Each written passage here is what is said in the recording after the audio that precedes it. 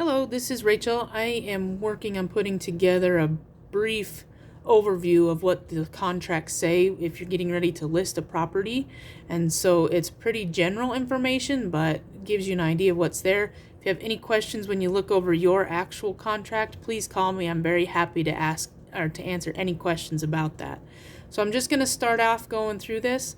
The first document is actually not part of the contract. It's called the real estate brokerage disclosure, and this is basically just telling you the different ways that you can work with a real estate salesperson in Wyoming. And so to start with, the first is as a seller's agent, and in that situation, I would be representing you in your best interests, and I would go to bat for you, so to speak, in negotiating and things like that.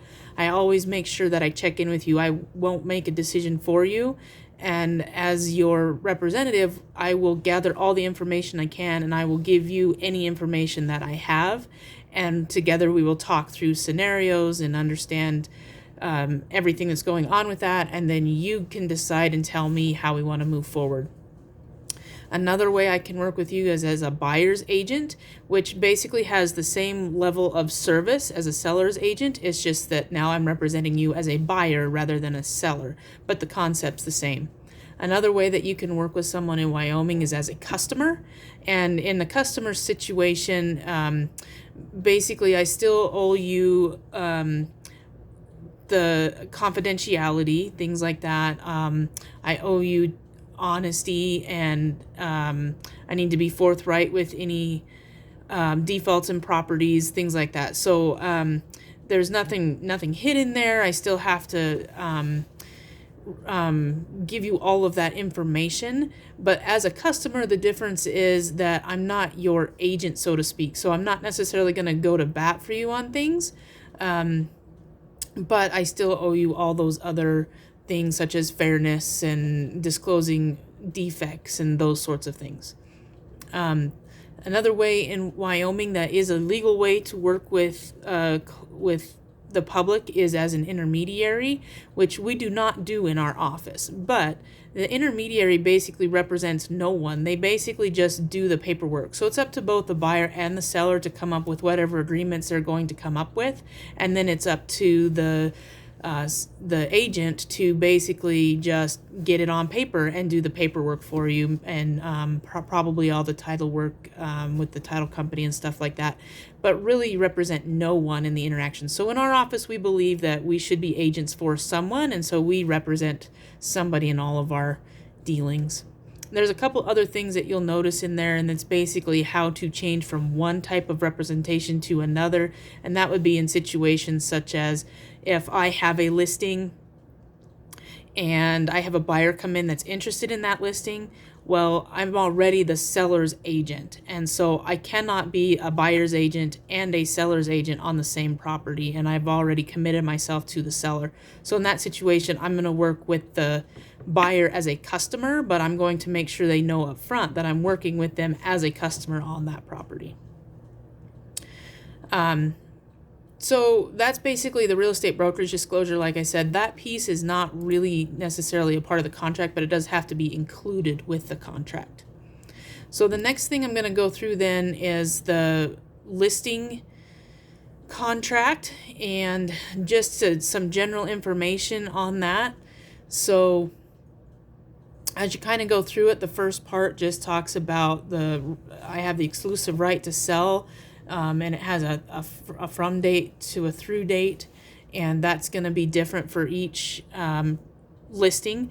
But generally speaking, the minimum we're going to look for in our office for a residential property is 6 months, and for land, a lot of times we're going to look for a minimum of a year, and that's just based on the average days on market it takes to sell. That's changing a little bit, but at this point, that's kind of still what we're asking for when we list properties.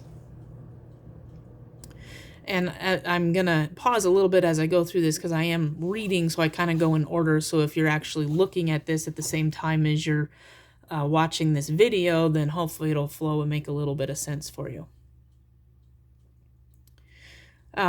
So basically this next piece of it says that that we are working, Eagle Real Estate, myself, and the other agents and our broker are working for the seller in this situation, and that we are going to represent you and your property, and that when it gets down into the next section here, there's some boxes that need checked. And basically these boxes are set up to show how we work with sharing compensation on the MLS. So as a seller, you will be paying a commission. And in order to put that listing up in the MLS, that gives you a much larger market than if I just had to find only a buyer that I talk to. So now we're actually putting that listing out there so that other agents can then bring their buyers as well, which helps everybody. But there's certain ways we work with other agents and certain ways we don't. So that's what this offering cooperation and compensation to other brokers is about. So in our office and in most offices anymore, we do not work with sub-agents. If you want to know more about that, please let me know. But basically, it's something that happened years ago, and just with the times, how they've changed and liabilities and things, it doesn't make sense to do it anymore. So we do not offer a shared compensation there. We do work with other buyers' agents. So if an agent comes with a buyer from another brokerage, then we will work with them and we will offer a percentage of the commission that you're already paying. So for instance, if you have a 6% commission, we will probably offer about 2% of that 6% to the buyer's agent. The next one is as intermediaries, which again, in our office, we don't believe in intermediaries. We believe you should be representing someone, and especially in this situation, because if we were going to deal as intermediaries, we would do it in office kind of a deal and not necessarily be looking for another agent to act as an intermediary as well. And then the last one is a licensee working with a customer. So there's going to be times when another real estate agent or licensee is working with someone who they are not necessarily a buyer's agent for, but they do have the customer. And in that situation, we'll still work with them and offer part of the compensation as well. So that just kind of tells you where that money is going and starting to be split out. As we kind of go through this, the next section is on price and terms. I'm not going through every single line in the contract. I'm kind of hitting the highlights. Again, make sure you always read it, and I'm very happy to answer any questions and talk in detail about any of that that you might have. So price and terms is the next part, and in there we put in there your listing price, and it gets spelled out. If you want to do any loan discount points and things like that, that can all go in there. Then the next section is broker compensation. And so basically this talks about how the fact that commission basically is what this is talking about, is not fixed by law. And it's not something that brokers get together and decide what the commission should be. Each office should be setting their commissions based on their cost to operate their business and to market the properties and pay the insurance and pay for the building fees and all those business expenses that go into it. And so that's how they're going to be setting their commission. It is always negotiable. So just know that you can always negotiate on that. That said, that it is also, if a broker is truly looking at how they can best cover their business expenses, then there's going to be a minimum that they're going to need for each transaction. So as you kind of go through this, then the next big thing to be aware of is that basically this whole next section talks about how under E that that there will be an expectation that the brokerage gets paid even if the property listing expires within so many days after that happens. If you make a sale, the brokerage can expect their commission. And the reason for that is it's a protection for the brokerages, so that as the listing contract comes to an end, say there's 15 days left on it, and the seller finds a buyer and says, hey, my contract's up in 15 days. If we wait 16 days, then I can sell it to you and we don't owe anybody commission and save us all a bunch of money. Well, in the meantime, the broker's been marketing it for quite a while, and probably that's how that buyer saw it just to begin with. And so basically in that situation, if it was sold within this number of days, and that number of days is dependent on each contract you actually put it in there. We usually do about 45 days. So that's just kind of a protection there.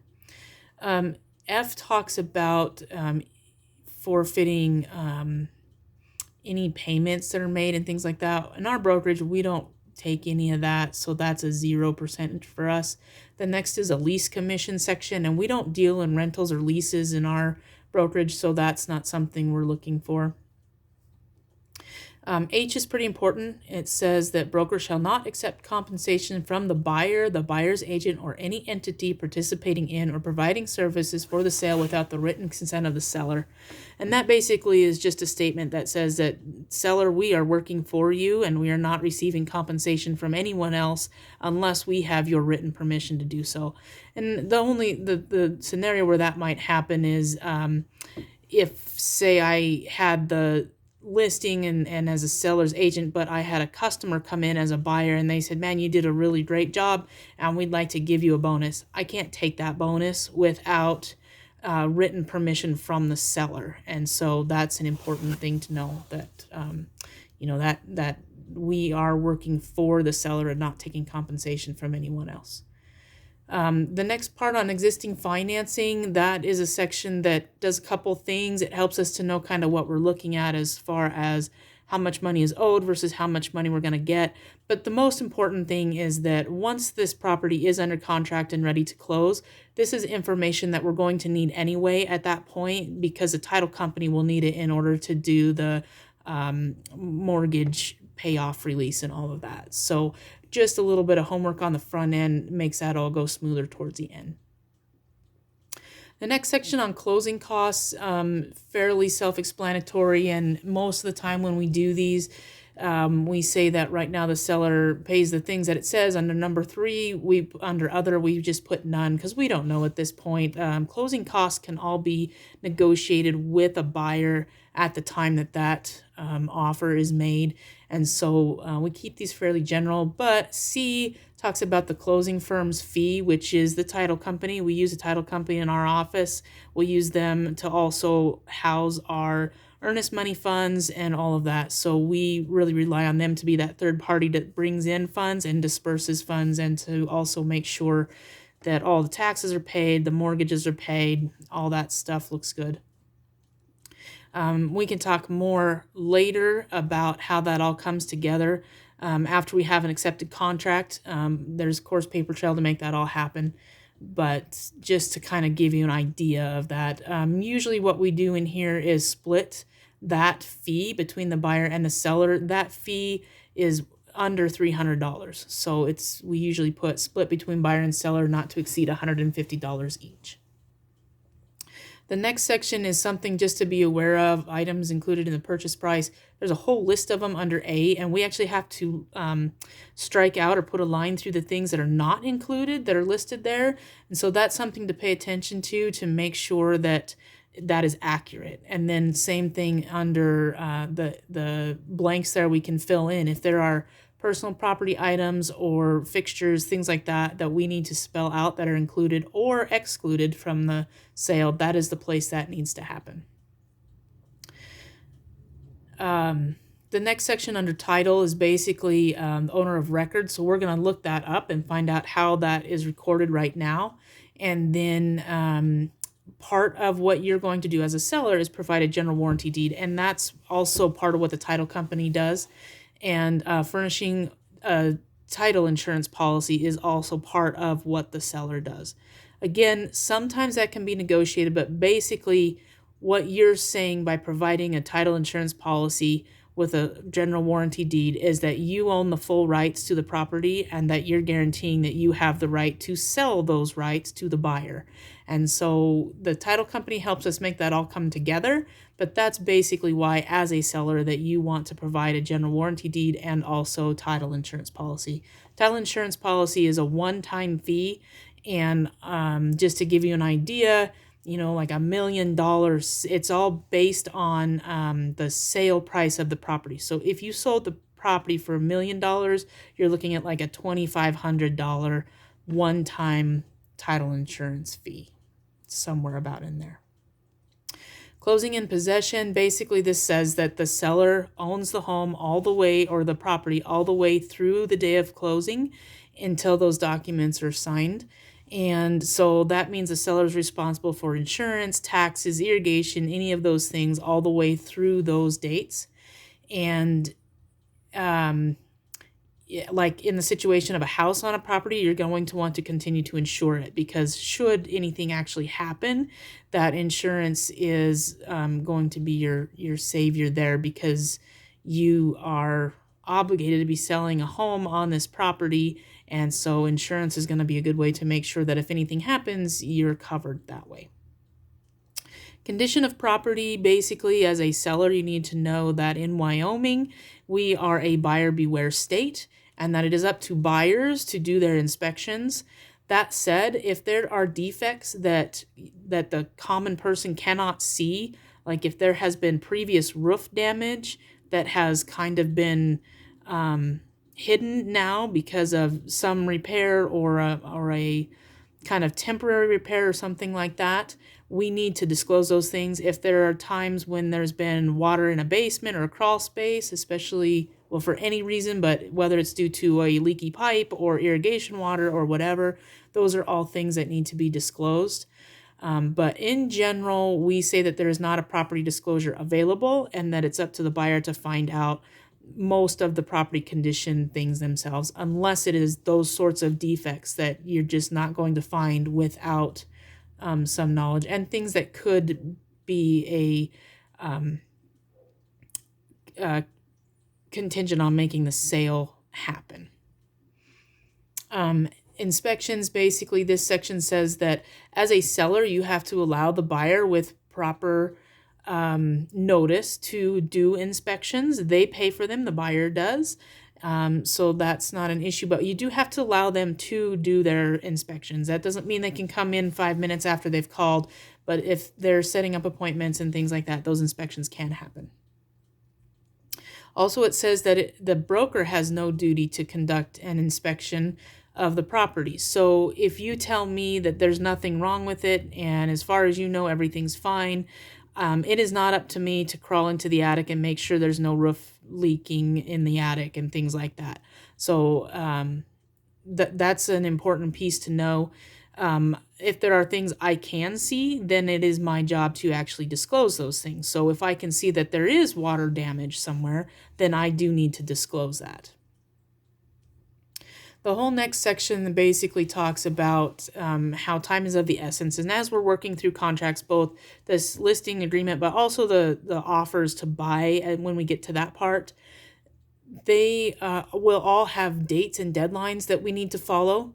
And so we just need to make sure that we are doing our best to stay in alignment with those, and that if there's ever a point where we are not going to meet a deadline, that we get the proper amendments and extensions in place. And working with a good agent, they will help you make sure that happens. But it's an important thing to know that we just don't blow by those deadlines without acknowledging them and figuring out what we need to do.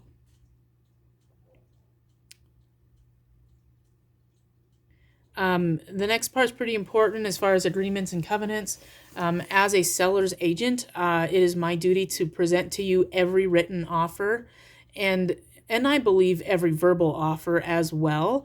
And it's not up to me to decide what to do with those, but to give those offers to you, even if we have had a discussion and you have said to me, I won't take less than X, Y, or Z, then I still have to give those offers to you, even though I probably know the answer.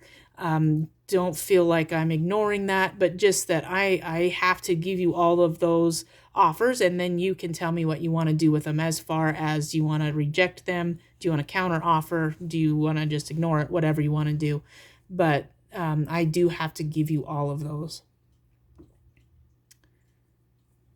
One of the other important things in this is that the seller agrees that if any person should approach you as the seller about purchasing the property during the time in which you have it listed with me, that it's your duty to send them on to me as your representative to discuss the property. Basically, again, we just don't want to get in that situation where you think you're selling the property, but in actuality, we have a contract that says that if it gets sold at any point while it's in this listing, that there's a commission to be paid and things like that. And so we just want to make sure everybody's on the up and up with that. The whole next little bit there under E is basically talking about if there are any liens on the property. And so that's something good to know. If you can read through each of those, but basically we just need to list those out so that we know ahead of time. The worst thing is to get an offer and think that we're doing okay and there's no liens on the property, and then all of a sudden the title search comes back and there's several $1,000s owed somewhere along the line that nobody knew about. Or what's more common is a lot of times a mortgage will have been paid off, but it was not released. And so it still shows up that there is a mortgage payment or a mortgage lien on that. But when actually there's not. And that's easily fixable and resolved, but we need to know about it kind of ahead of time, if at all possible, so we can make sure that all that paperwork's in order. With that said, one of the first things I always do after a signed listing contract is I actually ask the title company for a preliminary title commitment. And what that does is it shows us if there's any liens, if there's any mortgages that were not released, all those sorts of things, they'll come up right away. Under additional provisions, this is a section where basically we can put in any extra information that we've talked about, whether it has to do with listing at a certain price and then dropping it a few days later, but we don't want to do a amendment later on. We just take care of it right off the bat. It could have to do with any number of things, but this is just a blank area where we can add all that. And then we get back down here, and basically at the bottom it says that everything that we've talked about as we've put the contract together is actually in the contract, and then there's a place for everybody to sign. And what you'll notice is it's actually the broker that signs this. So George McGargle is our broker, and I am your listing agent, but he will be the one to actually sign this document saying that Eagle Real Estate is representing you and that I am your main contact. So that's the gist of our listing contract. The final thing that you'll get with a listing contract is called the seller's estimated net proceeds. And this is something that we fill out that says, as of the day you list, if we got the listing price, how much money approximately would you have in hand at the end of the sale? And so basically this is just a little math formula, and we put the selling price up there. We put in the commission, the title insurance. If there's, we put in the prorated taxes to the best of our knowledge, the closing agent fees. If there are other expenses like surveys that need to be done, any of that. This is all an estimate. It's not going to give you an exact dollar for dollar, but it should get you kind of close to know that after all of that is paid, at that selling price, how much money you'll have in your pocket. And you'll actually get one of these. You should get one of these with every single offer that comes to you. So if at any point you don't, make sure you remind me, because we do want you to know for every single offer that I present to you how much money approximately that you would have from the proceeds of the sale. So with that, that's kind of the gist of it. Let me know what questions you have. I'm very happy to answer them. And we can sign these things lots of different ways. If it's easier for you to get it all emailed as a PDF and you print it and sign it and mail it back to me, or scan it and email me back, you sure can. If you're comfortable doing e-sign, I can set it all up so that basically you just have to go through and click the signature boxes and initial boxes where it needs to be, and it will automatically send back to me. We can fax, I can print it and mail it to you for that matter. The big thing is to watch dates and to make sure that whatever way we're going to be sending documents back and forth, we allow for the time needed on those dates, so that, for instance, if it's being mailed, we allow enough time that it can be dated properly to not miss a deadline. With that, that's about it. Let me know what questions you have. Thank you.